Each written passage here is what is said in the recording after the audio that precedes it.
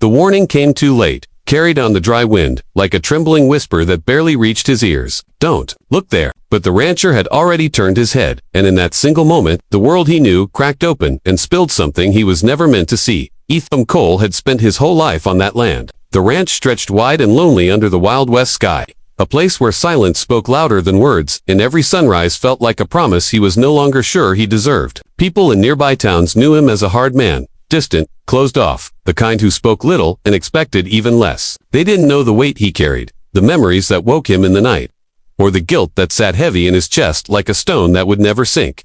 Years ago, Ethan had been different. He had laughed Sally, trusted people, believed in fairness. He had shared dreams with his younger brother, Daniel, about turning the ranch into something more than survival. They talked about families, about children running through the fields, about a future that felt wide and open, like the plains themselves. But the Wild West was not gentle with dreams. One bad decision, one moment of fear, and everything changed. Daniel died during a cattle dispute that turned violent. Ethan survived. And survival, he learned, could be its own kind of punishment. He blamed himself every day, replaying the moment he chose caution over courage, silence over action. He told himself he had no right to happiness after that. So he built walls instead, walls of routine, of isolation, of cold discipline. He worked until exhaustion dulled the pain, and when the sun went down, he drank just enough to quiet his thoughts. On the morning, everything changed. The air felt wrong.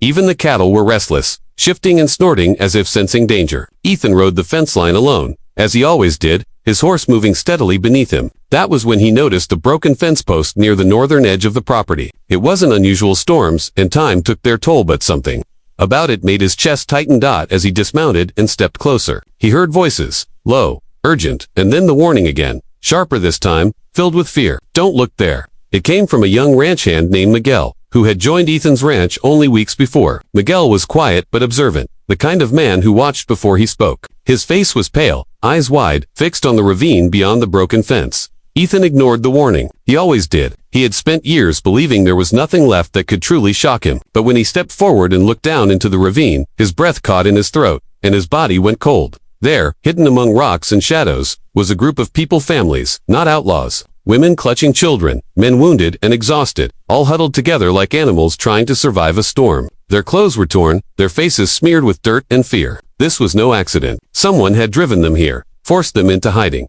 In that instant, Ethan felt something he hadn't felt in years. Responsibility. And fear. Not fear for himself, but fear of what turning away would mean. He knew the rules of the Wild West.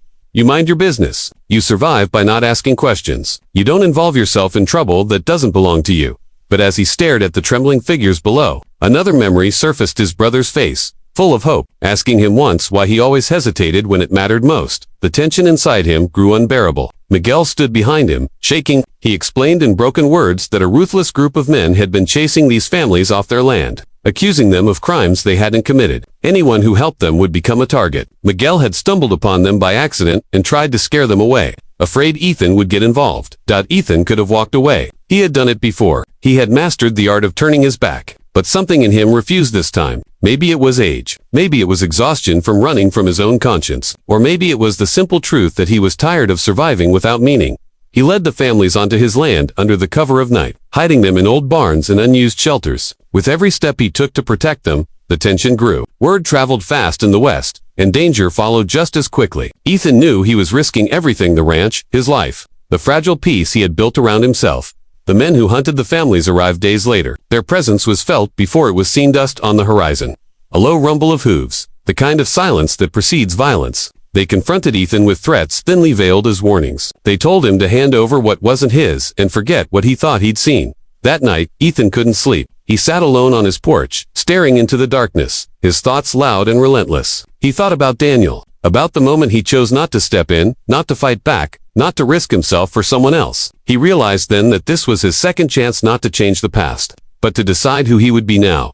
When the attack came, it was swift and brutal. Shots rang out, horses screamed, and fear spread like fire. Ethan fought alongside his ranch hands, not as a man with nothing to lose, but as someone who finally understood what was worth protecting. He was injured, knocked to the ground, staring up at the sky as pain blurred his vision. For a moment, he thought this was how it would end. But the families survived. The attackers were driven away when neighboring ranchers, inspired by Ethan's stand, rode in to help. For the first time in years, Ethan saw community instead of isolation, courage instead of fear.